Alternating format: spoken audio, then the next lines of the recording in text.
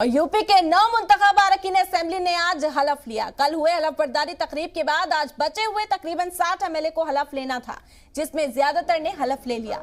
Ivan में आज जहां दबंग लीडर मुख्तार अंसारी के बेटे अब्बास अंसारी ने ओहदे का हलफ लिया, तो वहीं उनके चचेरे भाई सुहेब उर्फ मन्नू अंसारी ने भी आज हलफ लिया। आज हलफ लेने वालों में आजम खां, अब्दुल्ला आजम, आदित्य सिंह का भी नाम था, लेकिन कुछ मामलात की वजह से समाजवादी पार्टी के सीनियर लीडर आजम खां हलफ लेने लखनऊ नहीं गए। बता दें कि वो इस वक्त सीतापुर जेल में बंद है। हलफ लेने के बाद सी मीडिया ने अब्बास अंसारी से खास बात की। आज विधायक के तौर पर अब्बास अंसारी ने शपथ ग्रहण कर ली है। हमारे साथ अब्बास अंसारी हैं, उनसे बात करते हैं। अब्बास जी, आपने शपथ ग्रहण कर ली है, क्या कुछ एजेंडा रहेगा अब आपका, क्योंकि एक विधायक के तौर पर? भैया, मैं जिस पार्टी से चुनाव जीत कर आया हूं, हमारी पार्टी का एक एजेंडा है कि सामाजिक न्याय समिति की रिपोर्ट को लागू कराया जाए और सामान्य शिक्षा प्राप्त कराया जाए, समान स्वास्थ्य सेवाएं सबको दिया जाए और उसके साथ साथ बुनकरों को किसानों के तर्ज पर मुफ्त बिजली देने का काम किया जाए।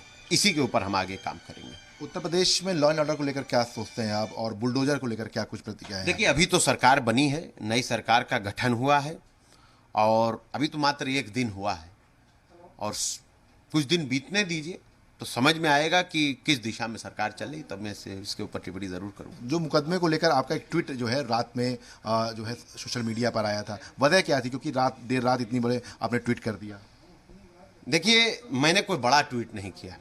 मैंने सिर्फ एक पुत्र होते हुए अपने पिता की सुरक्षा को लेकर के एक चिंता जाहिर की थी। जब वो वज्र वाहन धक्का देते हुए नजर आई तो वो चिंता मुझे पत्रकारों के चेहरे पर भी नजर आई।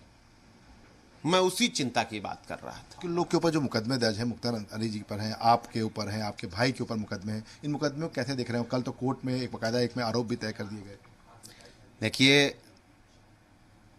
हमें अभी भी यकीन है न्यायालय पर, जुडिशरी पर, कि कानून जब अपनी प्रक्रिया से गुजरेगा तो हमारे ऊपर लगे हर दाग साफ हो जाएंगे। बुलडोजर पर आपका क्या कहना है? कि क्या मैं भी ये कहता हूं कि बुलडोजर चलना चाहिए, मगर बुलडोजर का रुख हर उस तरफ होना चाहिए जो लोग कानून को तोड़ते हैं, जो लोग जनता के जमीनों पे कब्जा करते हैं, हर वो लोग जो अपराध की श्रेणी में आते हैं, वो माफिया, वो डान लोग, चाहे वो सत्ता के इस पक्ष के हों या उस पक्ष के, बुलडोजर सब पर चलना चाहिए।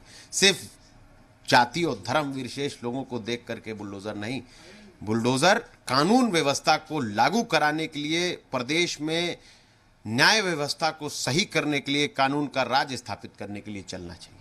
फिलहाल कह सकते हैं कि आज अब्बास अंसारी ने बतौर विधायक जो है शपथ ग्रहण कर ली है और विधानसभा में आज शपथ ग्रहण के दौरान उन्होंने सीधे तौर पर जी मीडिया से बातचीत करते हुए साफ तौर पर कहा कि कहीं ना कहीं से इस पूरे मामले को लेकर जो मुकदमे दर्ज हैं वो राजनीतिक वेश हैं।